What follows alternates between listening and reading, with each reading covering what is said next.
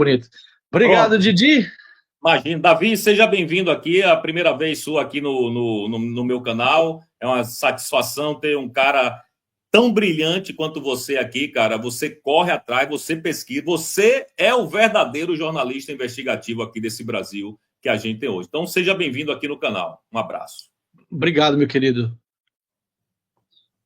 Bom, vamos lá. Você soltou uma bomba aí. E a primeira coisa que eu queria te perguntar essas suas informações têm alguma coisa a ver com os 6 gigabytes lá do Glenn Greenwald ou é uma investigação completamente diferente? Você aproveitou Sim, alguma coisa dele ou não? sim, tem a ver.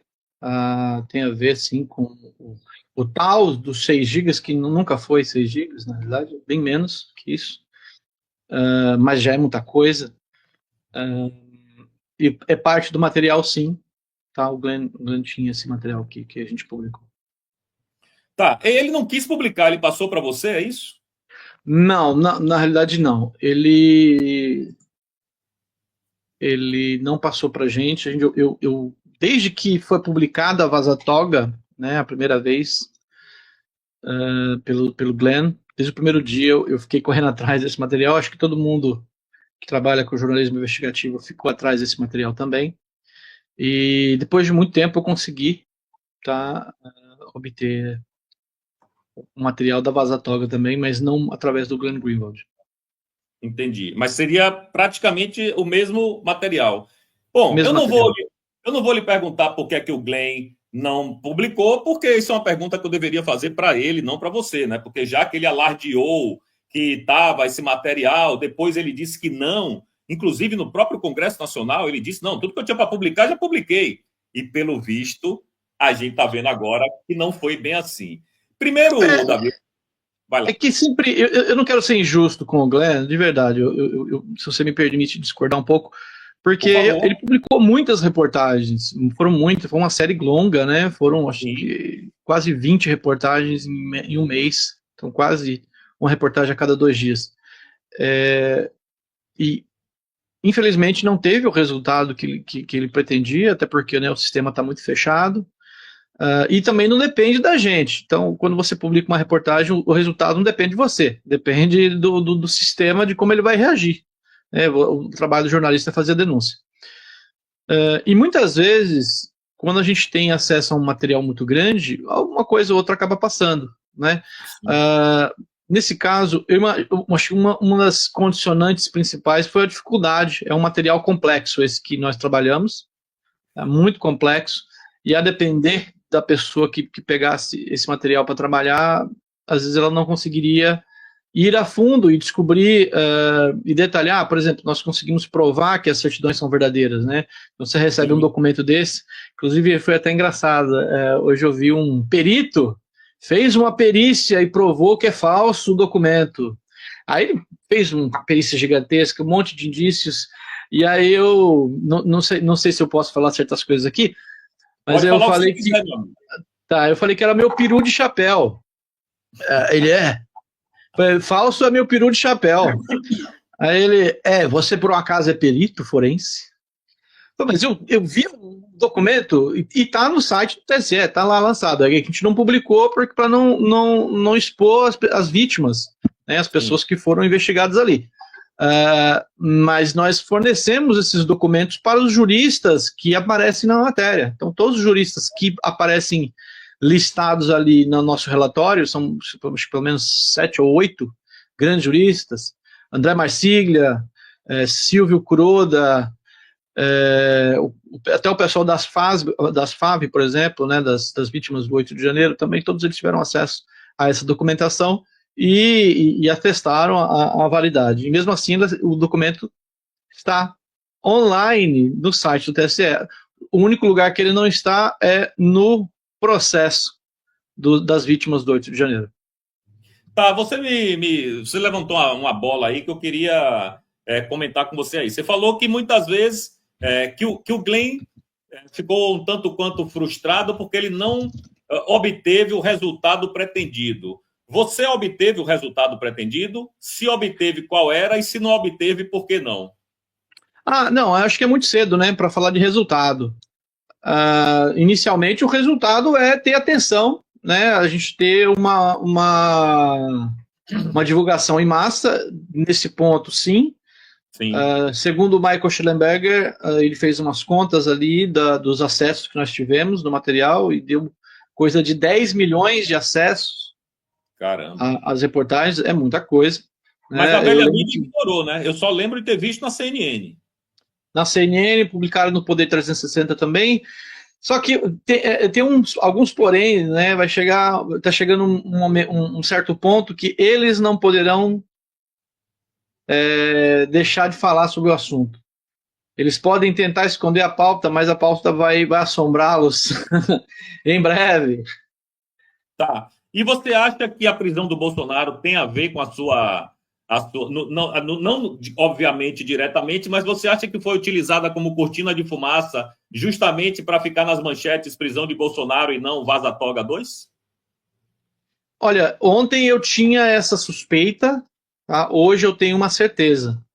O meu colega e amigo Christian Costa publicou na revista Oeste um artigo muito revelador, demonstrando que alguns ministros do STF estão muito apreensivos com a decisão do Moraes de prender o Jair Bolsonaro, e eles acreditam que foi uma medida precipitada do Alexandre de Moraes, porque eles poderiam ter esperado um pouquinho mais. Né? É uma investigação que, segundo eles, tem um resultado certo, que é a prisão do Bolsonaro, é a condenação e posterior prisão, então não teria por que prender o Jair Bolsonaro nesse momento. A única justificativa e a única coisa que... Porque no domingo, vamos parar para pensar um pouquinho, no domingo houve uma manifestação massiva, o vídeo que fizeram foi no domingo, por que não mandou prender no domingo logo? Entendi. Existe o efeito midiático, e logo depois da nossa reportagem, e geralmente Alexandre de Moraes não age de tarde, ele tem um padrão, modus operandi, de ou fazer isso na madrugada ou de manhã. Então, de tarde, no meio do expediente, ele resolveu prender o Jair Bolsonaro. Eu tenho certeza que foi agora eu tenho certeza que foi uma cortina de fumaça para tentar abafar nossas denúncias, até porque agora a gente chegou no coração da fera. Tem mais material ainda para ser publicado, Davi?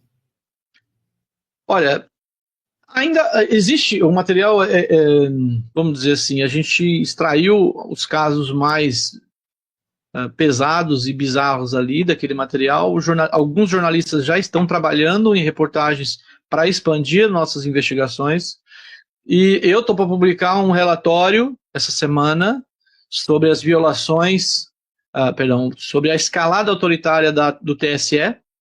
Então, mostrar como que o TSE se tornou essa ferramenta, essa máquina de censura nas últimas eleições, né, de 2022. Bom, então... Você tem mais material. Você tem mais material. Temos muitas investigações correndo ao mesmo tempo, tem outras investigações em outros temas que a gente pretende publicar em breve. E sobre a Vaza Toga, é possível, mas eu não vou dar certeza, não. Isso aqui a gente vai ter algumas surpresas essa semana, tá? Talvez não vinha da gente, mas vinha de outros colegas. E eu acho muito legal, porque isso tira um pouquinho do foco na gente, e o foco fica um pouquinho mais amplo. Sim, até porque, como você disse no início do papo, eu acho que se eu fosse você, eu esperaria para ver o resultado, né? Tá muito cedo, como você falou, tá muito cedo. Então deixa os outros colegas explorarem aí a coisa, e depois você, se tiver material, publica o que você tiver. Você podia fazer um resumão para a gente aí, Davi? Porque no material que você mandou para mim, aquelas 38 páginas, você começa falando do 8 de janeiro, depois você fala especificamente dos técnicos e dos ajudantes do ministro Alexandre de Moraes, que trabalhavam com ele, tem um bocado de print lá, inclusive o Talhaferro também tá. Você podia fazer um resumão para a gente, por favor? Tá, eu vou resumir então o caso todo da Lava Toga, dessa edição da Lava Toga para você, é isso? Por favor, se puder. Perfeito. O que a gente observa nessa edição da Lava Toga é que ela amplia os horizontes do que já foi revelado pelo Glenn Greenwald e pelo Fábio Serapião na Folha de São Paulo, que era o uso fora dos ritos do TSE pelo STF. Então virou uma corte só, virou um órgão só de perseguição durante as eleições. Só que nós expandimos agora, mostrando que esse órgão, esse grupo de perseguição foi utilizado após as eleições de 2022.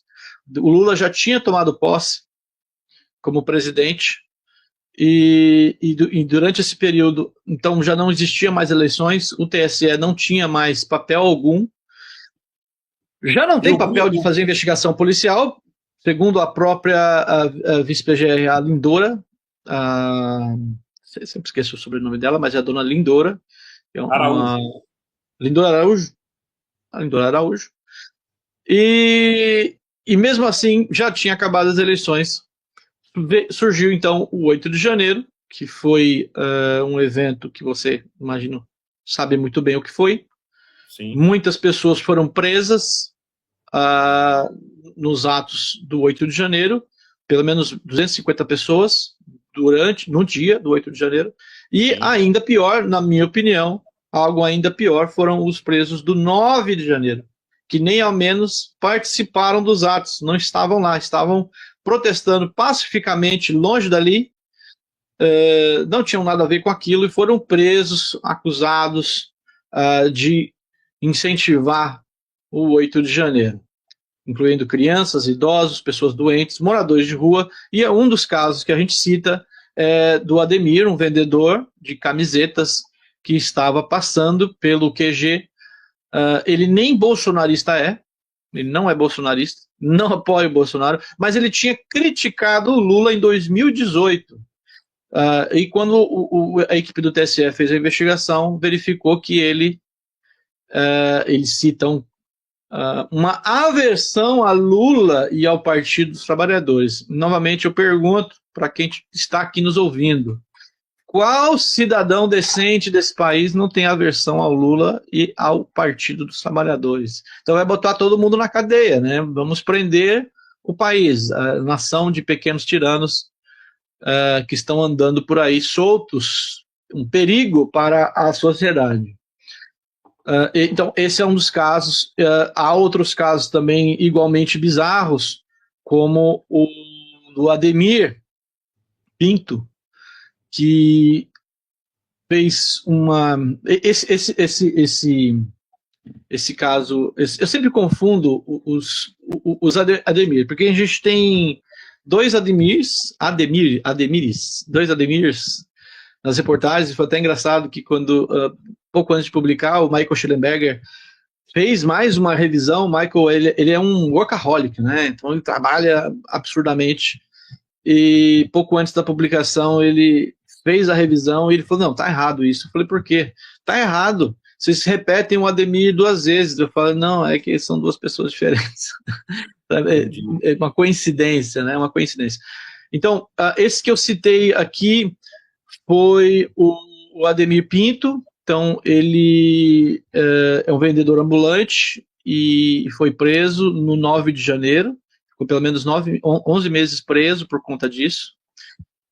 E esse outro que eu estou citando aqui é o Adenilson Demétrio. Então tem um outro Ademir, mas também tem um Adenilson Demétrio de Córdoba, que foi preso, e eles certificaram ele como positivo. Deixa eu explicar um pouquinho o que são os certificados. Sim. A equipe do TSE recebia listas informais de presos da Polícia Federal, e com essas listas eles faziam buscas nas redes sociais, buscas nos sistemas internos do TSE, ilegalmente, claro, buscas no sistema da Receita Federal e buscas no sistema de Carteira Nacional de Habilitação, o RENAC. Tudo isso para obter tanto outros dados da pessoa quanto foto, principalmente a foto, para poder fazer buscas nas redes sociais.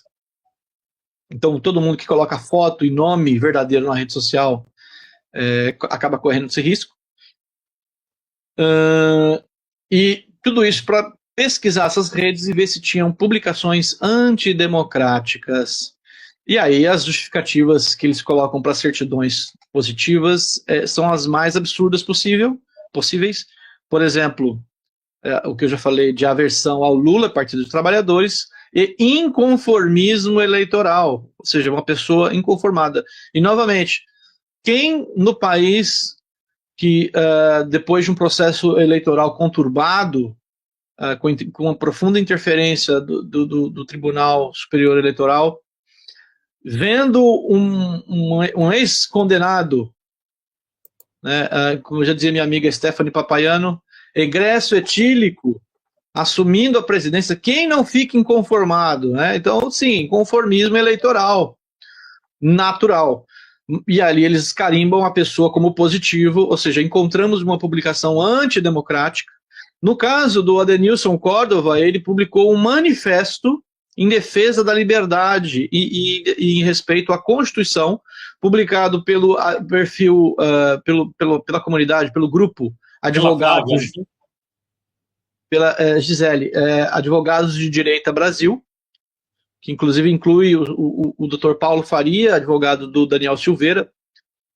Mais de 1 milhão de pessoas assinaram essa petição, 1.600.000 pessoas assinaram esse abaixo-assinado, essa petição online, e o Adenilson Córdova, ele foi uma dessas pessoas, e quando você assina um abaixo-assinado desse, ele te dá a opção de compartilhar na rede social. Então ele clicou, compartilhou-se automaticamente na rede social dele. Ninguém viu essa publicação, a publicação com 0 likes, um perfil com 0 seguidores, ou tinha 1 seguidor. Mesmo assim, foi lá taxado como antidemocrático, e o que eles dizem ali é absurdo sobre esse abaixo-assinado, né, dizendo que ele critica o judiciário, não pode mais criticar o judiciário também, enfim. E que fim levou ele? Ele foi preso e condenado? Adenilson foi preso, foi mantido preso, e os últimos desenvolvimentos deles, ele ficou 4 meses na prisão e depois 1 ano de prisão domiciliar, e aí ele fez uma vaquinha online explicando que ele está sem dinheiro para poder pagar a advogada. A advogada até se propôs em atender ele pro bono, e esse é um aspecto importante dos presos do 8 de janeiro, a maioria é pessoa de baixa renda, e muitos dos advogados do 8 de janeiro atenderam eles pro bono, gratuitamente, e por conta disso passaram a ser perseguidos pela OAB, né, que persegue advogados que atendem. E eu acho curioso isso, né? Então, você não pode ajudar ninguém, para a OAB isso também é ilegal.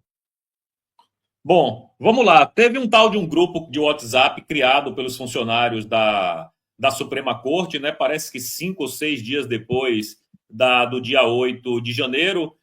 Nesse grupo estava o Talhaferro também, estavam aqui os peritos, você colocou aqui a Cristina e o Kiko Kuzahara, o Eduardo Talhaferro, o Marco Antônio Martins Vargas, que é o juiz auxiliar, o Ayrton Vieira, outro juiz também que estava auxiliando o ministro. Nesse grupo só tinha essas 4 pessoas ou tinha mais? Tinha mais pessoas, mas eles raramente se manifestavam, porque, na realidade, eu publiquei hoje algo que não estava na reportagem, não foi citado na reportagem, que é o fato de que o Tagliaferro não assinou, não produziu nenhuma certidão, tá? Ele estava viajando na época, ele estava na Itália. Mas ajudou a pesquisar.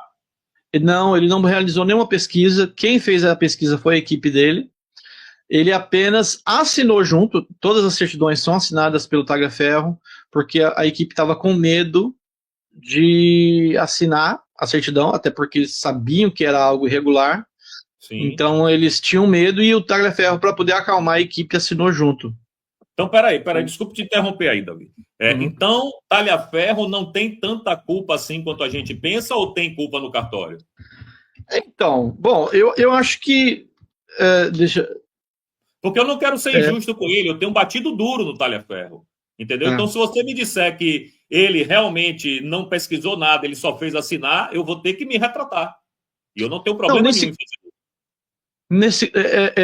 Acho que tem duas questões, duas questões fundamentais aí que tem que ser analisadas, tá? Eu não sou um cara binário. Eu não sou binário. Sim. Eu acho que, por mais que exista um mal absoluto no mundo, como cristão, eu acredito que exista o mal absoluto e exista o bem absoluto, isso não funciona com pessoas, tá? O ser humano, ele tem nuances. Até um traficante ou um assassino, ele tem um filho que ele cuida super bem, ele é um ótimo pai em casa. Então, existem nuances que têm que ser considerados. No caso do Tagliaferro, ele é uma pessoa complexa, mas eu acho que tem duas questões principais. O primeiro é o momento.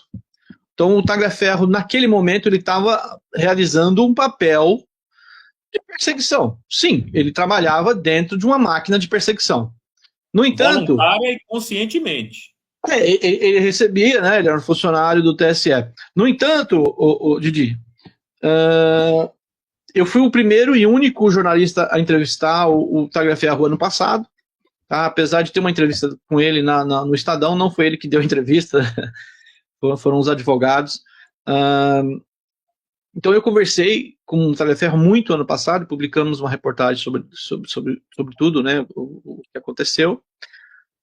Então ele me deu algumas declarações, e hoje, vendo o material e vendo essas conversas, porque você conhece bem uma pessoa, você conhece essa pessoa de fato, quando você vê uma conversa privada que ninguém queria que você visse. Tá? Por então isso você que eu te pega... perguntei, cara, porque desculpe te interromper. Sim. Por isso que eu te perguntei, porque em vários prints que você bota, ele tá rindo. Quando o cara fala em prisão, quando o cara fala tipo, usar a criatividade, ele bota uns emojis de risada. Mas aí entra a minha análise, né? Então, comparando aquilo que ele falou com o que aparece nas conversas privadas, dá para ver que sim, o Tagliaferro era uma pessoa que não estava concordando com o que estava acontecendo e tentou, de alguma forma, brecar os avanços que foram feitos. No caso da criatividade, por exemplo, foi justamente uma ordem que ele recebeu para procurar coisas sobre a Revista Oeste. Procure coisas. Ele falou, pesquisei, aí falou para o juiz, né? Olha, eu pesquisei e não achei nada, só achei notícia. Não, então use a sua criatividade. E no final das contas ele não usou. Então, assim, mostram uma integridade, por mais que ele estivesse lá dentro. Agora, nesse momento, então, pensando no momento atual, estratégico, o Tagliaferro fez declarações públicas de que pretende falar e expor, e quanto mais a gente bater no Tagliaferro, menos ele vai falar. Então, eu não acho estratégico a gente ser purista nesse momento, até porque nós precisamos do máximo de pessoas do nosso lado. Sim. E, sinceramente, eu digo que se o Alexandre de Moraes quiser mudar de lado amanhã e que quiser vir para o lado da liberdade, né, eu acho difícil, mas se ele quiser e quiser virar um delator, show de bola. Alexandre de Moraes, imagino que você está assistindo essa live agora, né, está arrancando os cabelos esses últimos dias. Te convido a se tornar um delator. Delata o regime, cara. Entrega todo mundo. Quem que é teu chefe? Entrega teu chefe e vamos continuar essa luta juntos. Venha pro lado da liberdade. Então, qualquer pessoa, eu aceito todo mundo. Tá? Sim. Então, só não aceito. Não, eu aceito todo mundo. Eu aceito todo mundo. Até o Xandão, acho que é o exemplo mais hardcore, né? Talvez as pessoas, principalmente para quem sofreu, para quem foi perseguido, para quem perdeu a vida, a família do Clezão, por exemplo, talvez não perdoe o Alexandre de Moraes, eu não sei. Realmente eu não sei se eu perdoaria nesse caso. Mas eu estou pensando em forma pragmática, né? A gente precisa derrotar o regime. E precisa do máximo de energia, o máximo de pessoas e de informações. Então, precisamos de pessoas que estão lá dentro hoje. Então, você que é funcionário do STF e não concorda com o que está acontecendo, vem falar comigo. Não vou julgar você. Meu querido trabalhou. Eu não vou julgar. Não, vamos lá. E vamos lutar junto. Tá? Eu acho que a gente tem que, às vezes, passar por cima do ego, às vezes, tá, Didi? Concordo. A gente está falando do Tagliaferro, não posso deixar de lhe perguntar. Obviamente que talvez você não vai saber me responder, mas assim, o Tagliaferro diz que pode implodir o sistema por dentro, né? Ele diz que tem que na hora que ele falar, ele tem muita coisa para dizer, e eu acredito que tenha mesmo, sinceramente acredito que ele que estava lá como chefe do CIED, alguma coisa desse sentido, eu acho que ele tem muita coisa para falar. Mas, ao mesmo tempo, eu fico pensando assim, ele não pode ser um Mauro Cid 2. Ele não pode simplesmente ficar lá falando, sem apresentar prova nem documentação nenhuma, porque não vai ter uma certa credibilidade, né? Você também concorda com isso? Você acha que para ele falar, ele vai ter que mostrar a documentação? Sim, mas eu sinceramente posso... não sou testemunha do Talhaferro, no advogado dele, mas eu posso dizer que é possível que venha, assim, algumas coisas bem reveladoras em breve, tá? Lógico que depende de muitos fatores, e vamos esperar com bastante atenção aos próximos desenvolvimentos, até porque ele não seria perseguido pelo Alexandre de Moraes, como ele está sendo perseguido, isso é fato, se não houvesse algo, né? Então, se ele não tivesse nada ali, para que o Alexandre de Moraes ia mexer a máquina dele contra um cara que está do outro lado do país, do mundo? Um ex-funcionário, ele sabe muita coisa, sim, do que aconteceu, até porque a gente conversou. Um dos detalhes, vou dar um exemplo. O grupo do WhatsApp das audiências de custódia ficou ativo praticamente todo o período depois da eleição, né, em 2023.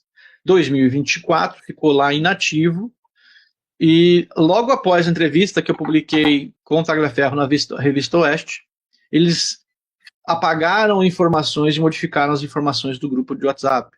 Ou seja, possivelmente uma tentativa de queima de arquivo, né? E o Tagliaferro é um arquivo vivo. Ele viu muita coisa, ouviu muita coisa. Tudo que a gente viu ali veio de arquivos, de documentos, só que o Tagliaferro ele ouviu coisas que não aparecem em documentos nenhum. Tá? E podem até trazer mais informações. Eu conversei com fontes no TSE, como eu disse hoje, e também disse na reportagem, que trouxeram detalhes muito importantes de tudo que aconteceu. Então, é muito provável que o Tagliaferro possa trazer informações preciosas para cada um dos brasileiros e possa ser até mesmo um trunfo nesse momento, né? Uma bala de prata, quem sabe. Eu concordo com você. Tem um momento aqui na sua reportagem que você diz que esse grupo de WhatsApp incluía agentes cuidadosamente selecionados do Supremo Tribunal Federal e do TSE, todos profundamente leais a Moraes. Quem foi que selecionou essa galera? Foi o próprio ministro? O Eduardo Tagliaferro foi o único nomeado pelo Moraes em despacho, né, isso está no Diário Oficial. Todos os outros foram escolhidos informalmente.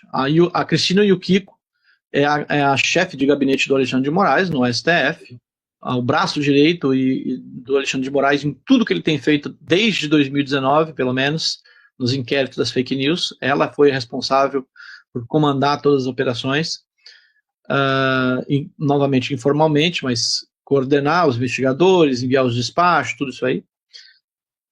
E os juízes instrutores, tanto do TSE quanto do STF, participaram também. E, por fim, a equipe de combate à desinformação do TSE, o AEED, que era comandada na época, encomendada pelo Eduardo Tagliaferro.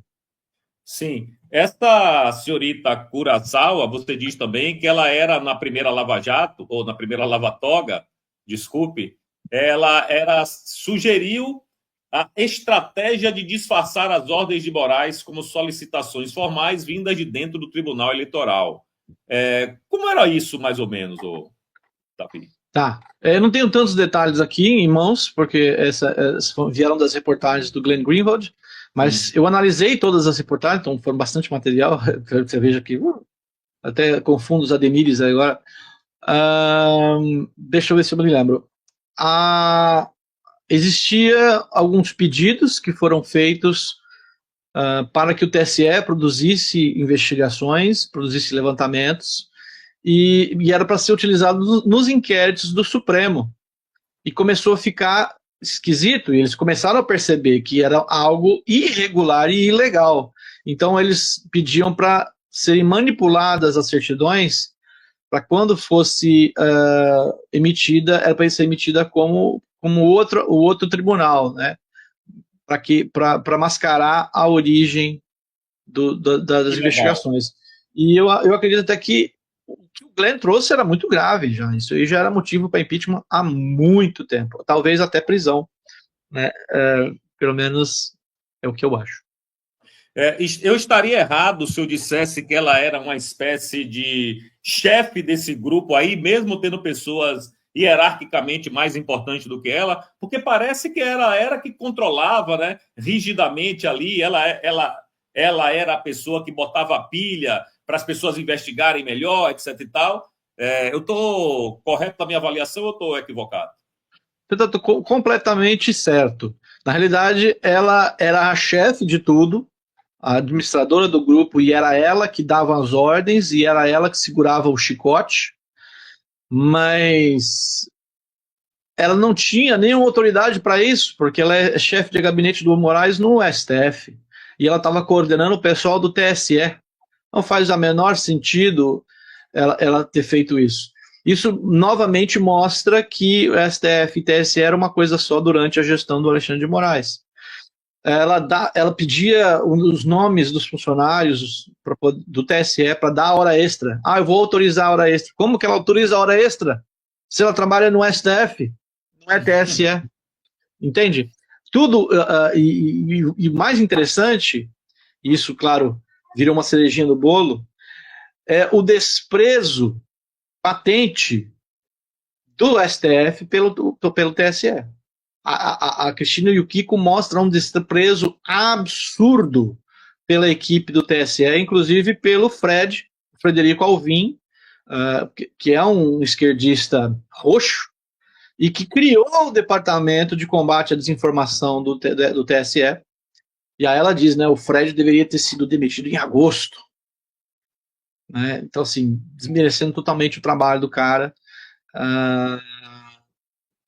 E também a equipe, né, chamando a equipe do TSE de mal acostumada, de lerda, devagar, que trabalha no ritmo dela, não no ritmo do ministro. O ministro, aí segundo ela, né, para o ministro não tem esse negócio de férias, sistema, desculpinha, não sei o quê. Não. Vocês têm que fazer o que ele manda e acabou. Que loucura, cara. Ou seja, Cristina e o Kiko. Vai lá. Cristina e o Kiko Kusahara, né? Kusahara. Kurosawa acho que é um cineasta japonês, né? Sim. Eu também confundo às vezes, porque realmente Kusahara não é um sobrenome muito comum japonês. Tá, você tem um outro momento, você disse que essa senhora, a Kusahara, ela reconheceu que a PGR havia recomendado a libertação de um grupo de detidos e mesmo assim o ministro se recusou a soltá-los até que a equipe terminasse de examinar suas redes sociais.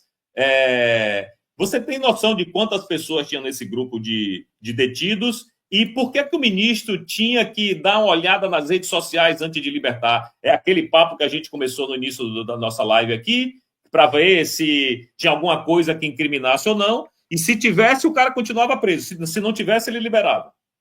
Sim, o que eu percebo é que a ideia de verificar o preso era principalmente... Opa, bati aqui na câmera, desculpa. Vamos lá. A ideia de verificar os presos era principalmente sobre o 9 de janeiro. Tá? Como eu disse antes, a maior parte dos presos foi no dia 9, mais ou menos 2.000 pessoas, e ele sabia que essas pessoas não fizeram nada. E ele precisava de uma justificativa para mantê-los presos. Então eles procuravam publicações antidemocráticas nas redes sociais. Tudo isso, o próprio nome do grupo do WhatsApp deixa bem claro, é grupo audiência de custódia. Então era uma pesquisa feita para a audiência de custódia, para quando o juiz tivesse com a vítima, com o preso na frente dela, ou na frente dele, ele ia ter algo para poder decidir se mantinha preso ou não. No entanto, é importante deixar bem claro, isso já foi denunciado, isso é público e notório, que o Alexandre de Moraes tirou a autoridade dos juízes nas audiências de custódia, toda a decisão permaneceu na mesa dele. Então, o Moraes decidiu todas as solturas ou prisões, tá? Os juízes tiveram a sua autoridade também retirada pelo Alexandre de Moraes durante as audiências de custódia. E, claro, as ilegalidades são centenas e dezenas, centenas, e eu acredito que os advogados, né, advogados especialistas podem até falar mais detalhadamente sobre todas as ilegalidades que são encontradas ali. A gente conversou com alguns especialistas e, como vocês podem ver na reportagem, eles foram bem enfáticos em toda a ilegalidade nesse processo.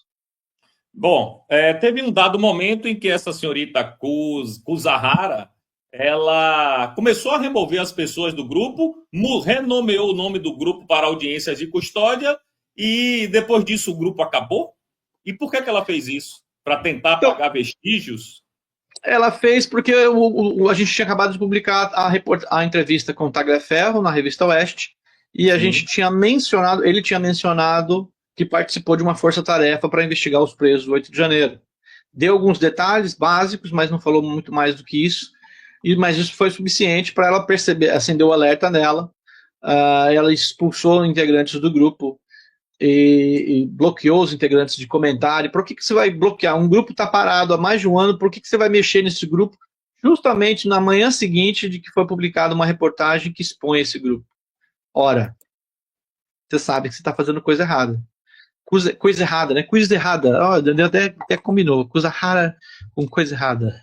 Mas não tem jeito, né, cara? Tudo que você bota na internet já era. Não tem essa de... O print é eterno, né, irmão? Exato. Não, ela não contava mesmo com o fato de que alguém tivesse extraído os arquivos, né? Extraído da conversa e agora, enfim, tá no mundo. Eles, inclusive o próprio Alexandre de Moraes utiliza o e-mail pessoal dele, né, para fazer todas essas investigações aí. Pois é, eu queria que você comentasse aqui um pouco, para mim, um dos casos mais vergonhosos, tem 200 casos vergonhosos, mas o da senhora Vildete da Silva Guardia, de 74 anos, você podia comentar um pouquinho para a gente por que é que ela continuou presa? Perfeito. A Vildete está presa agora, né? Uma senhora de idade, doente, cadeirante, 74 anos. Ela foi presa nos atos, se não me engano, no 8 de janeiro, e ela foi certificada como negativa, na realidade foi certificada como positiva, aí eles perceberam que tinha um erro, tinha uma pessoa com o mesmo nome, e aí mudaram para negativo, né?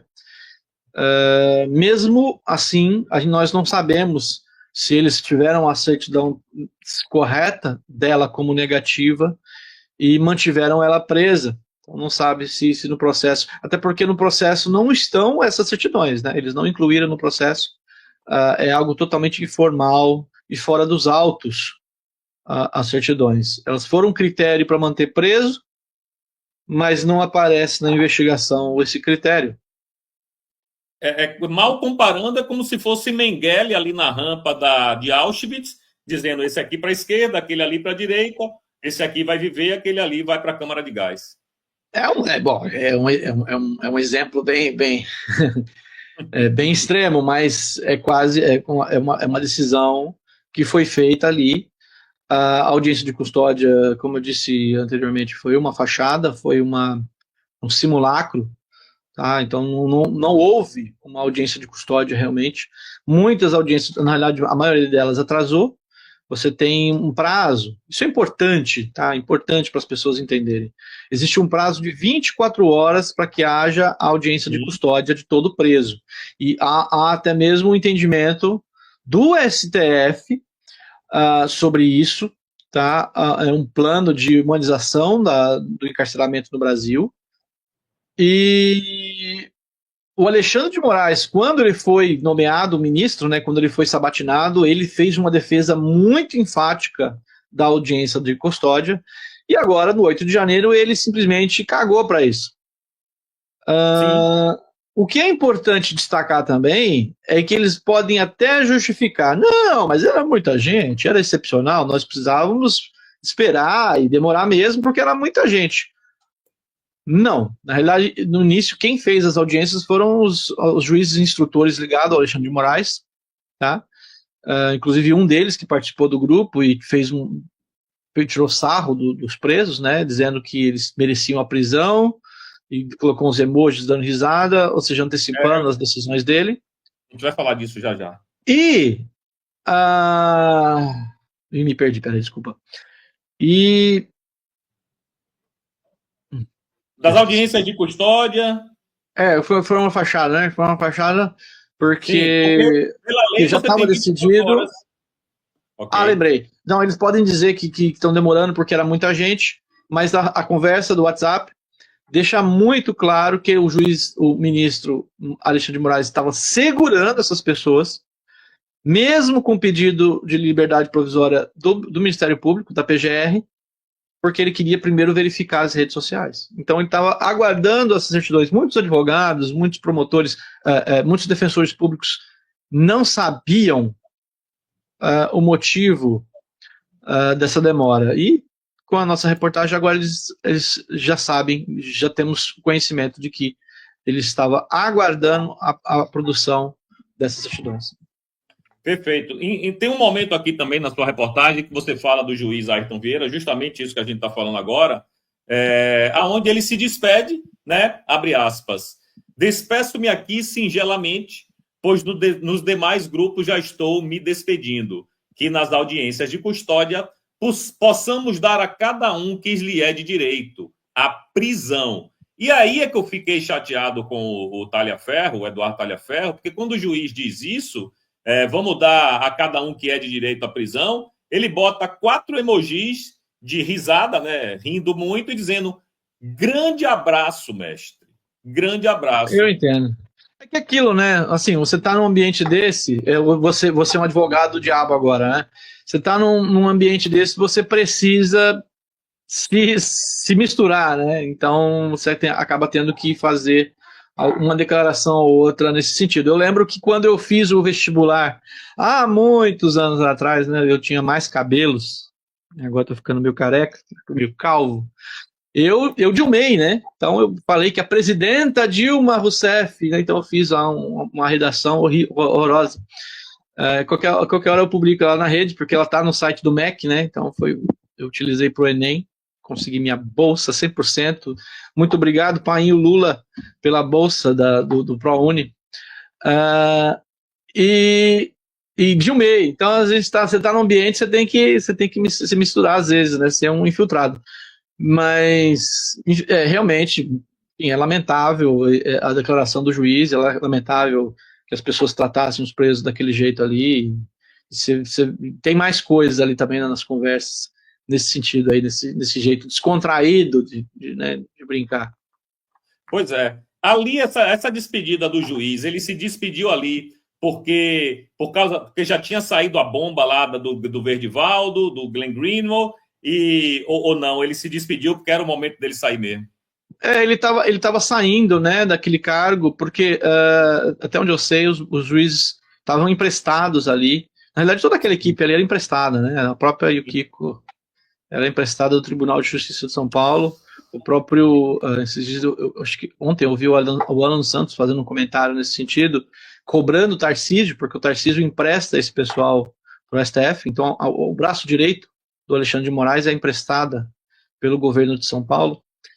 Então ela pode simplesmente ser responsabilizada internamente, sofrer um PAD, né? Até porque em São Paulo, funcionário público, né, qualquer funcionário público que faz qualquer coisa que desagrade o governo recebe PAD, à torto e à direito, né, seu Tarcísio? E então ele estava saindo e também já tinham acabado as audiências de custódia, então ele estava saindo. Acabado todas não, mas estavam acabando, né, as audiências de custódia, então ele já estava saindo do grupo, que ele estava se despedindo em todos os outros grupos, ou seja, são vários grupos de investigação paralela. Não tinha nada a ver com pressão, não, era o momento dele sair mesmo, etc. Sim, ele já estava saindo ali, tocando o barco. Tem uma mensagem aqui para você no nosso chat, a Annelise Belchior, lá da Noruega, ela está dizendo, Didi, Quero parabenizar o Davi pelo excelente trabalho. Esse jornalismo que dignifica os verdadeiros profissionais que, com coragem e a seriedade, contribuem com o Brasil. Você também faz parte desse grupo de... Não, minha querida, eu não sou um jornalista investigativo, não. Às vezes eu dou minha cacetada assim, mas não posso me comparar ao Davi, não. Eu acho que no Brasil não tem ninguém que se compare a ele aí. Eu acho que ele faz parte da Abrage, não faz não, Davi? A Brage não gosta de mim, né? Não sei por que ele não gosta de mim. Poxa vida, a Brage. Obrigado, tá? Obrigado pelo seu comentário. Eu tenho me esforçado bastante para conseguir ter esse resultado. Não foi fácil. Pessoal, eu tô um mês praticamente sem ver minha família. Então, tá difícil. Morando na mesma casa, né? Morando na mesma casa, mas não tenho tempo para conversar, para sair, para assistir filme. Eu não assisto filme já faz uns 2, 3 meses. Eu não passeio, não faço nada, só trabalho, até porque esse trabalho aqui é muito delicado, então a gente não pode errar. Qualquer coisinha eles já caem matando, né? Então, para eles publicam todo tipo de absurdo. Tudo bem. Né? Teve uma jornalista aí que foi demitida agora recentemente, né? Não vou dizer o nome dela, Daniela Lima, que publicou que o Bolsonaro fugiu de jet ski. Imagina a fuga de jet ski do Jair Bolsonaro, o cara doente, velho, todo ferrado, com um jet ski fugindo da polícia. No dia seguinte, o computador do Carlos Bolsonaro, que estava em Salvador, que também foi ela que deu esse furo. Do computador e tal, né? A Daniela Lima. Aí quando fui eu, no ano passado, na época do Twitter Files, eu cometi um pequeno deslize na minha fala na Câmara, né? Eu estava falando, eu não devia ter falado aquilo, realmente foi um erro mesmo, porque não tinha nada a ver com o Twitter Files. Eu estava falando que o TSE censurou a Jovem Pan e outros veículos de falarem das conexões do Lula com o crime, e eu falei, não, o crime gosta do Lula e as conexões são bem conhecidas, né? Aí eu citei o caso do PCC, que queria explodir uma bomba na Bolsa de Valores de São Paulo para poder eleger o Lula. E eu errei, na realidade não era o Lula. Eu errei, e até pedi desculpa, falei publicamente sobre isso, não era o Lula, era o candidato do Lula, o José Genuíno, mas não era o Lula. Então, deixei minha correção. Ok, o candidato do Lula não é o Lula. Mas aí você pesquisa meu nome na internet, a primeira coisa que vai aparecer lá, notícia do site de esquerda lá. Jornalista do Twitter Files repete fake news durante audiência, bababá, e repete, como repete? Eu cometi esse único erro. Eu fiquei 1 hora falando, acusei um monte de gente de um monte de coisa, mas a única coisa que acharam de errado era isso. Tá bom, pessoal, desculpa. Foi mal. Então, a pessoa da Brage, né? Então a gente acaba tendo um duplo padrão aí nessas atitudes. Um duplo padrão de tolerância. Bom, queria comentar aqui com você uma matéria que saiu na CNN que diz o seguinte, eu queria ouvir a sua opinião. Moraes teria recorrido a infiltrados para obter dados, diz ONG. Segundo o relatório da Civilization Works, investigação paralela seria feita por agências de verificação de fatos e instituições acadêmicas. Você sabe alguma coisa sobre isso? Claro, está no nosso relatório, é parte da nossa denúncia, né? O que acontece? Quando houve o Dia da Mulher, em 8 de março de 2023, o Alexandre de Moraes queria fazer um showzinho. Então ele falou, vou mostrar como eu sou magnânimo, né? Botou aquela roupa de rei, botou a coroinha e falou assim, agora vou libertar algumas dessas terroristas no dia 8 de março, Dia da Mulher, para mostrar como eu sou magnânimo. E aí o que ele fez? Ele mandou para a equipe do grupo de WhatsApp que ainda estava ativo, investigar aquelas mulheres que estavam na lista para poder sair, para ver se tinha alguma coisa antidemocrática lá. Eles foram pesquisar, só que estava difícil, porque já tinha fazia algum tempo, depois da eleição, e aí o Eduardo Talaferro pergunta, então, se poderia fazer solicitação para parceiros externos. Quem são os parceiros externos, né? Aí o Kiko falou, olha, tem que perguntar para o ministro, você não quer mandar um e-mail para ele? O Talaferro diz, eu não tenho o e-mail do ministro, não tenho o contato dele. Ela falou, vou te mandar. Deu o e-mail pessoal do Alexandre de Moraes, do UOL, né? Não sei por que ele utiliza um e-mail do UOL para fazer comunicações oficiais tanto do STF quanto do TSE. Mas ok, até porque eles têm a rede interna deles lá. E tem o Zap, né? Então, por que um e-mail? E o Tagliaferro enviou, só no grupo ele disse que não obteve resposta e que continuaria trabalhando no padrão, ou seja, procurando no sistema interno do TSE para encontrar as fotos, procurar a rede social.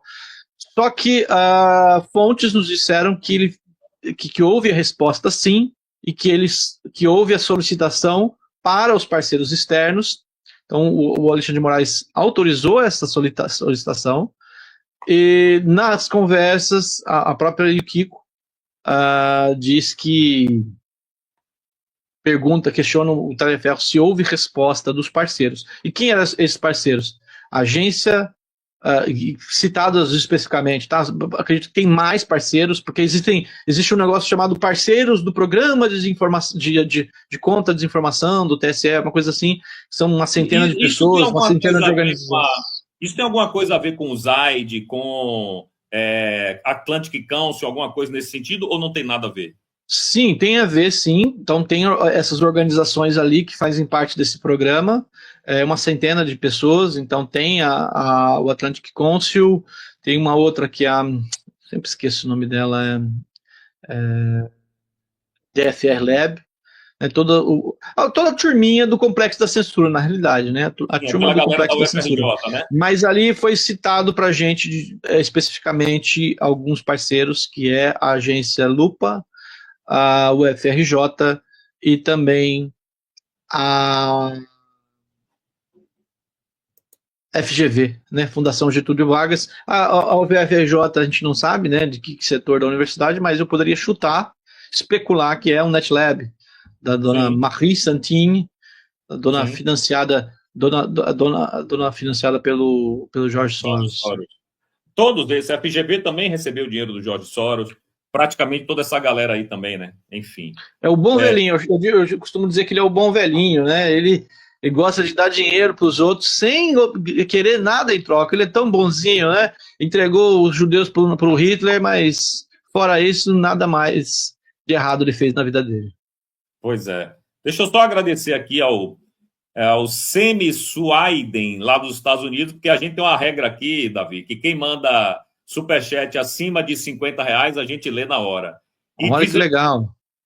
É mais do que R$50. Ele está dizendo: Didi vem para os Estados Unidos, eu trago os brasileiros legalmente para cá. Ô, meu querido, eu sou um asilado político aqui na Polônia, né? Não sei se vocês sabem, Davi, eu sou o primeiro asilado político reconhecidamente por um governo estrangeiro, né? O governo polonês reconheceu, me deu meu asilo político, né? Então eu sou o primeiro de vários que, se Deus quiser, ainda vem por aí. Mas, por enquanto, eu estou bem aqui, viu, Semi Suaiden? Se o Davi quiser ir para os Estados Unidos, ele pode te procurar aí. Você faz me carrega daqui, meu rapaz, me carrega. Me chama aí no privado, depois a gente conversa. Tá? Então eu aproveito, já que o pessoal tá fazendo superchat aí, vou fazer meu merchan. Posso fazer um merchan aí, Didi? Claro, meu irmãozinho. Pô, rapaziada, vamos apoiar um jornalismo investigativo independente. Isso aí vocês não vão ler na imprensa, pessoal. Não é porque não tem jornalista bom na imprensa. Tem sim, tem muita gente boa e de qualidade. O problema é que a imprensa ela acaba sendo parte do problema e não parte da solução. E ela acaba presa a algumas regras do mercado. E eu, como independente, não tenho regra do mercado. A única regra é a minha ética e a minha coragem. Então, pessoal, apoiem a investigação.com, a investigacão.com. Vocês podem me seguir nas redes sociais, tanto no Twitter quanto no Instagram. Eu não publico em outras redes sociais, agora estou ao vivo no YouTube. Tenho 0 vídeos, eu pretendo publicar vídeos em breve no YouTube, mas vocês podem me seguir no X, eu sou mais ativo no X, mas também no YouTube agora, você pode seguir, eu vou publicar vídeos com mais frequência. Aí, perfeito, Didi. É isso aí, a investigacão.com, nosso Substack. Publicamos já muitas reportagens investigativas interessantes. Se você ainda não leu, vai lá, você vai perder uma semana aí de leitura só com coisa interessante, coisa que você não vai ler em outro lugar. Talvez em outro lugar eles repercutindo, né, eles comentando e divulgando o nosso trabalho, mas não tem outras pessoas fazendo esse trabalho investigativo que a gente faz no ar a investigação, totalmente independente, sem amarras, sem filtros e doido. A gente é doido, rapaz. A gente é maluco pra caramba. Sem medo. E outra, vocês não vão perder uma semana, vocês vão ganhar uma semana lendo lá as informações no ainvestigacal.com. Sim, eu já tinha falado sobre o caso da bruxa, né? Porque quando a gente o Glenn publicou a Vaza Toga, eu não tinha acesso ao material e eu fui pelas beiradas, então, tentando tatear no tema e encontrar pautas que eu pudesse abordar, coisas que ele não tinha abordado ainda. Então, por isso que para mim foi fácil, quando eu obtive o material, eu já sabia de muita coisa e consegui fazer uma imersão e descobrir muito mais coisas que talvez o Glenn não conseguiria, por não ser brasileiro, não estar familiarizado com alguns assuntos. Também não caminhar, não andar em certas rodas. E me perdi. Eu tô meio ruim da cabeça. Eu não dormi essa noite. Você estava falando aí da investigacal.com. Sim, então aí a gente descobriu quem é a bruxa, né? Então a gente publicou uma reportagem mostrando quem é a bruxa, que é uma jornalista de Brasília, fanática, totalmente maluca pelo Alexandre de Moraes, uma tiete do Xandão. E a gente fez um link entre as teorias da bruxa, porque não é uma pessoa qualquer, não é uma militantezinha qualquer, ela é uma ideóloga das teses do Alexandre de Moraes, e as teses dela que foram criadas por um think tank americano muito poderoso, a Rand Corporation, financiado pelo governo americano também. Essa teoria foi utilizada pela Polícia Federal para fazer acusações absurdas contra o Jair Bolsonaro. Toda a tese que está por trás dessa acusação contra o Jair Bolsonaro está embasada na teoria da bruxa da Vaza Toga, e você vai ler só isso em ainvestigação.com. Obrigado a todos aí que já apoiaram, e já adianto o meu muito obrigado a você que vai apoiar. Vai tirar o escorpião do bolso, R$15 por mês, olha que beleza. Vale o preço de uma coquinha, você consegue ajudar a gente a lutar pela liberdade do país. E é isso. Bom, outro superchat aqui, dessa vez um recado para você. O mesmo Semi Swiden, lá dos Estados Unidos, mandou mais $20. Sou seu fã. Conte comigo aqui, direto da Califórnia. Aí, Davi, já pode se picar para a Califórnia aí quando você precisar. Mamãe, eu vou pra Califórnia. Tinha uma música, né, que era assim. Mamãe, eu vou pra Califórnia. Não, viver a vida sobre as ondas. Viver a vida sobre... Vender um artista de cinema. Isso. Nossa, o pessoal falando, ele tá trabalhando. Lulu Santos, grande Lulu Santos. Meu grande abraço a você, Lulu Santos, cantor. Grande patriota, MPB. Né? Patriota. Bom, eu não vou tomar muito seu tempo, não, mas eu preciso ainda conversar, te perguntar aqui. Por que a vestir verde e amarelo era condição para prisão? Eles procuravam por foto ou por fotos e por publicações que as pessoas tivessem bandeira do Brasil, camisa da seleção, verde e amarelo? Esse era o critério para prisão? Segundo as fontes que a gente conversou, o critério que eles utilizavam era procurar pessoas utilizando verde e amarelo nas redes sociais, né? Então, eles tinham a lista de presos e verificavam se a pessoa publicou alguma foto usando camiseta do Brasil, carregando bandeira do Brasil, camiseta da seleção brasileira, né? O verde e amarelo. Isso seria um indicativo de que essas pessoas são golpistas ou são antidemocráticas. Nossa, tô ficando sem voz, perdão. Não, tranquilo. Então, esse era um critério para você buscar as pessoas que deveriam ser investigadas, não é isso? As pessoas que deveriam ser mantidas presas. Pior ainda. Ela já estava presa, mas a tendência, segundo a Kiko, era soltar todo mundo, mas foram mantidas presas após a audiência de custódia. Era para ter soltado essas pessoas. Tá? Na verdade, não era nem para ter prendido, mas ok, prendeu. Vamos soltar, vamos fazer o que com essas pessoas? Pessoas inocentes, que não fizeram nada, idosos, doentes, morador de rua, crianças, tem que soltar. Tem muita coisa bizarra, né? A polícia disse que soltou monetariamente muitos presos. A polícia não pode soltar ninguém. Quem que é a polícia? Quem tem que soltar é o juiz. Então, assim, é muita ilegalidade, é muita bizarrice. E eu já estou vendo pessoas falando sobre não anistia, né, mas sobre anulação de todos esses processos.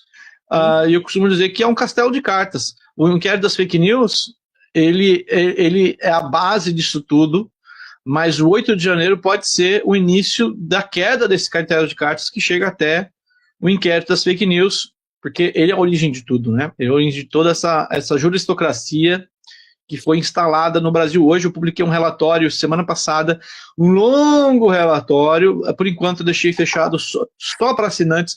Eu não faço isso, eu deixo todos os conteúdos do nosso site são abertos, mas esse relatório eu deixei fechado por uma questão estratégica, tá? Ele disseca toda a estratégia do regime que nós temos hoje no Brasil para perseguir os opositores. Eu não quero dar isso na mão dele, né? Até porque ele já está fazendo parte disso. Então eu não quero que ele saiba que eu sei as estratégias dele. Mas semana que vem talvez eu já abra para todo mundo, para os não assinantes pagos, né? Só os inscritos poderiam acessar também. Mas se você assinou a investigação, você tem acesso a esse relatório, esse longo relatório exclusivo. E agora, na semana que vem, a gente vai publicar a continuação desse relatório, que são as estratégias para combater o regime. Então, primeiro a gente identificou o problema, a doença, agora a gente vai mostrar os remédios, os possíveis remédios que podem ser utilizados. Alguns nós já estamos fazendo, eu vou adiantar aqui para vocês. Então, são as denúncias internacionais. Como eu disse recentemente nas redes, um corpo com câncer, um corpo doente, ele não se cura sozinho, ele precisa de um remédio externo, você precisa fazer uma intervenção, ou você precisa tomar uma químio forte para poder matar a célula cancerígena, ou você precisa ter alguém de fora, uma intervenção externa para extirpar as células, cortar fora a célula cancerígena, tá? Então você precisa, hoje o Brasil é um corpo com câncer terminal, quase morrendo.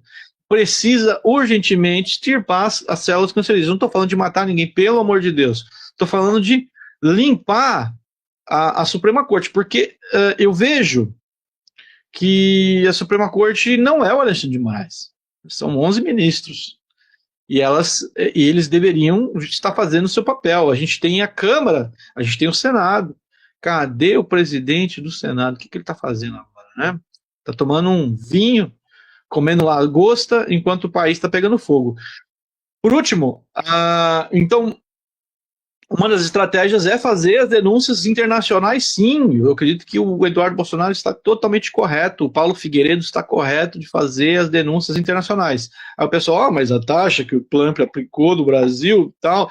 Gente, eles não pediram taxa para ninguém, eles pediram Magnitsky. Já saiu pesquisa ontem, pô. Saiu pesquisa ontem mostrando que a população culpa Lula pelas taxas e não Eduardo. Exato.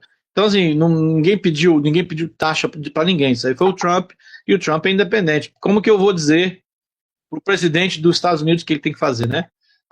E eles aplicaram a Magnitsky, sim. Então, o início do fim pode ser esse, uma ajuda externa para que a gente possa limpar o país. E não estou falando de colocar o Bolsonaro no poder. O que eu quero nas próximas eleições é que a população brasileira possa eleger o seu presidente, o seu representante, de forma livre, de forma direta, de forma sigilosa e de forma democrática, e não com censura como foi em 2022. É só isso que eu quero. Tá? Seja Bolsonaro, pode ter ser Lula, por que não? Né? Se o Lula estiver concorrendo e tiver o voto da população, esse voto for um voto honesto, um voto esclarecido, e voto sem censura, né? Ou seja, sem ter sido censuradas as opiniões, é claro que nesse caso, dificilmente o Lula seria eleito, até porque ele precisa da censura. Isso o PT já confessou. Ele não tem mais o domínio das redes sociais, ninguém quer ouvir, o Lula, ninguém gosta dele, aonde ele vai, ele só consegue atenção de meia dúzia de pau mandado, de puxa-saco. Então ele precisa da censura para governar. É um presidente sem povo. Mas não vou falar muito mais mal do Lula, não, senão ele vai ficar muito bravo comigo, vai querer ficar de mal comigo, não vai querer almoçar no final de semana. Bom, tem uma mensagem para você aqui, do nosso superchat aqui, da Formiga. dizendo parabéns pelo trabalho, proteja-se e mantenha os arquivos em vários pontos do planeta. Ô, minha sim, querida... então sim. Perdão, pode falar, Didi. Não, eu acho o seguinte, um jornalista experiente como o Davi, ele não é menino, não. Ele sabe com quem ele está lidando, ele sabe onde é que ele está pisando, o terreno que ele está pisando, e eu acho que ele já se precaviu aí. Mas, de qualquer jeito, cara, se proteja espiritualmente, certo? Se proteja Sim. espiritualmente. Inclusive, eu pedi muitas orações para vocês, né, nas redes, o pessoal viu, né, muita gente esteve orando comigo antes da publicação, durante o processo. E, pessoal, foi difícil decidir publicar esse material, foi muito difícil. Eu acredito que parte das orações de vocês teve muito impacto nisso, então obrigado por isso, obrigado pelo apoio espiritual de vocês, e obrigado pelo apoio agora, né, de todos os que estão assinando. Investigação.com, a partir de R$15 por mês você tem... Não, brincadeira. Obrigado por todos vocês que estão apoiando o nosso projeto. Deixei um Pix também, é disponível lá na minha rede social, para quem quiser pagar um cafezinho para mim. Até porque advogado é caro. E... Você mudou o obrigado slogan. mesmo. Você mudou o slogan. Eu mudei o slogan, né? O slogan agora deixe de ser o último a saber. Apoie quem investiga por você, né? É igual o corno. Bom, muito igual bom. O corno. O corno é o último a saber. Deixe de ser o último a saber. Porque é verdade, as pessoas que apoiam o nosso projeto e recebem as reportagens diretamente no e-mail, ele não precisa ficar procurando em rede social, nada. Ele vai abrir o e-mail dele e vai receber as investigações já conforme elas forem saindo. E sem filtro, sem anúncio, sem, sabe, eu odeio isso, quando eu pego um jornal e aí tem aquele monte de anúncio, você clica sem querer, que merda, paywall, imagina, eu trabalhei em jornal que tinha paywall, aí eu mandava a reportagem para as pessoas, como é que eu faço para ler? Eu falei, você tem que assinar. Ele, mas eu vou ter que assinar para ler? Eu falei, eu também, eu sou autor do negócio, eu preciso assinar para ler, porque é fechado. Eu falei, poxa, eu quero que as pessoas leiam, eu fecho o negócio? Eu vou deixar aberto, poxa. Claro. O problema é que antigamente, o problema do jornal digital, isso eu tenho ensino para meus alunos, né? Eu dou aula de jornalismo. O problema desse jornal digital 2.0 é que ele emula ainda o jornal físico. E o jornal físico ele era vendido na banca, ele não era oferecido de graça. Porém, o preço era acessível, então você pagava pelo um jornalzinho, você não pagava mensal. Tinha mensalidade também, lógico, as pessoas que pagavam, recebiam por mês, não era tão alto o valor, mas a pessoa também podia comprar um jornalzinho na banca. E o principal, com a internet, tem conteúdo gratuito. Agora, você está aqui assistindo uma live de Red Pill, você não está pagando nada, só a internet da sua casa, banda larga lá, uma internet horrível lá da Vivo, que está transmitindo, mas você está assistindo o sinal, você está assistindo a live, você está assistindo com uma internet a cabo, enfim, tendo informação de qualidade, você pode escolher uma infinidade de canais para assistir e tudo de graça. Então, hoje, mesma coisa, site de notícia, não tem como você também ficar fechando conteúdo, sendo que você quer que a máximo de pessoas leia. E aí, o que a pessoa vai ler? Só a chamada. E no nosso site, vocês vão ver que os artigos são longos, são gigantescos, são livros, né? São relatórios muito longos, dá muito trabalho para fazer, diferente de muitos outros veículos de imprensa. Eu não me ligo, eu não me importo com o tamanho de matéria, para mim o importante é ter o máximo de informações possível para que você saiba o necessário, o que importa. Você não vai saber ali que tombou um ônibus em Piraporinha, de que um ladrão invadiu uma casa e roubou uma privada. Aconteceu aqui do lado de casa, né? O ladrão pulou, invadiu, roubou a privada, já tinha roubado a janela, né? Roubou a porta, a janela, e agora roubou a privada. Um cracudo, ele tentou me matar ano passado, ano retrasado, mas maldito. Putz. Você dá aula de jornalismo aonde, Davi? Eu tenho umas turmas, né, que eu abro de vez em quando para alguns jornalistas. Eu formei a última turma no ano passado, pretendi abrir esse ano, mas não tive tempo. Pretendo abrir novamente essa turma, o pessoal gosta bastante do curso, e eu preciso atualizar o curso por conta da IA, né? O curso antes era todo pensado em jornalismo old school, e agora mudou-se totalmente as regras, né? Tanto de pesquisas, de apuração, quanto de escrita, e tudo precisa ser atualizado para IA, sim. Pretendo publicar uma nova turma aí em breve, quem sabe o pessoal que queira trabalhar, porque no jornalismo eu vejo muito isso, tá? Às vezes eu entro no LinkedIn, e o LinkedIn é uma vergonha, né? o LinkedIn é um câncer. Para todo mundo que usa, é tudo falso, é uma falsidade, é pior que o Instagram é falso também, você vê a mulher, eu já vi algumas meninas que no Instagram são lindas, aí pessoalmente é um terror, né, como que é, no Instagram, né, instagramável, e pessoalmente é instagrada. No LinkedIn é a mesma coisa, o cara tá com a vida detonada, destruída, cheio de dívida e tá lá, CEO da empresa tal, eu falei, caramba, o cara é bom. E eu vejo muitos jornalistas lá no LinkedIn chorando, né? Os pitacos, eu não consigo emprego, eu não consigo. Eu falo, gente, eu falo isso no meu curso. Gente, é muito simples. Produza conteúdo. Começa a produzir. Você é um jornalista formado, ou seja, você já sabe mais ou menos como fazer o negócio. Você pode ser ruim, mas beleza, pratica. Abre um Substack, começa a produzir reportagens. Faz reportagem local, começa a investigar teu bairro. Tem um post, faz uma investigação disso aí, publica na rede social, você vai começar a crescer. Foi o que eu fiz e foi o que muitos outros colegas fizeram. Você não vai precisar de faculdade, de jornalismo, nada disso. Lógico, você tem que aprender, você tem que estudar. Eu não tenho faculdade de jornalismo, eu sou arquiteto. Para eu trabalhar com jornalismo, eu precisei estudar muito mais, 10 vezes mais que os meus colegas que são formados na área. Mas, assim, estuda minimamente, tem muitos materiais gratuitos na internet. Não sabia que você era arquiteto, não. Eu sou artista plástico, sou formado em Belas Artes. Dei aula na Faculdade de Belas Artes de Salvador, lá da Bahia, da Universidade Federal da Bahia. Eu assisti, rapaz, você na televisão. Isso em 2000 bolinha, não foi? Esquece isso, pô. Esquece não, isso. Eu assisti você, cara. Você sabia que eu assisti só uma edição do Big Brother? Só a primeira, cara. Só assisti a primeira edição do Big Brother e torci por você. Pai, eu nem sabia que era você. Torci pra você ganhar. É meu fã. E hoje eu sou seu fã. Tá vendo aí? Que isso. Porra, eu sou seu fã, cara. Eu sou seu fã. Pra mim, você, da sua geração, não tem ninguém igual, não, cara. E mesmo não sendo da sua geração, não tem hoje no Brasil um jornalista investigativo igual a você. Não tem. Eu sei que tem o seu companheiro lá, né? Eu esqueço o nome dele, me desculpe. Eli. O Eli Vieira, exatamente. Que... Bem, deixa para lá, não vem ao caso aqui. Mas que também é uma pessoa, um jornalista muito bom.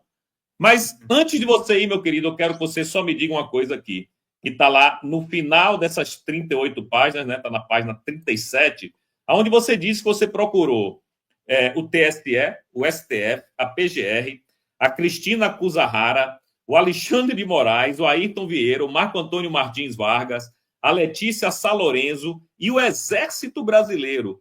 Nenhum deles respondeu o seu pedido de declaração.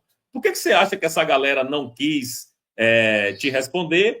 E o Eduardo Kunz, que é o advogado do Talhaferro, disse que não tinha conhecimento de que o seu cliente estava sendo investigado pelos fatos apresentados na reportagem. Como assim? É porque ele não está mesmo, né? Ele estava sendo investigado sobre outra coisa, investigado sobre vazamento, o suposto vazamento de mensagens do celular dele, né? O pessoal não respondeu por um único motivo. Não tem o que responder, eles não têm como justificar isso. É tanta ilegalidade, mas tanta ilegalidade que qualquer coisa que eles façam será usada contra eles. Então, se o que eles disserem de mentira, eu vou falar, olha, eles disseram isso, e eu vou colocar ele logo embaixo. Olha, mas isso é mentira por isso e por isso. Eu já fiz isso em reportagem, foi bem legal. A pessoa, não, porque não sei o que e tal. E logo embaixo eu já colocava refutando, falando, olha, ele está justificando, mas a justificativa é implausível. Tá? E não foi só com a gente. Então ele pode até dizer assim, não respondemos eles porque eles são pequenos e não dá para ficar respondendo todo mundo. Meus queridos, a CNN, Poder 360 entrou em contato com vocês, Revista Oeste, Gazeta do Povo, vocês não responderam? Ninguém. Por quê? O silêncio fala demais, o silêncio fala muito, né? Enfim. Bom, Davi, eu só tenho que te agradecer, cara, a sua paciência de ter aturado esse velho Big Brother aqui. O papo foi maravilhoso.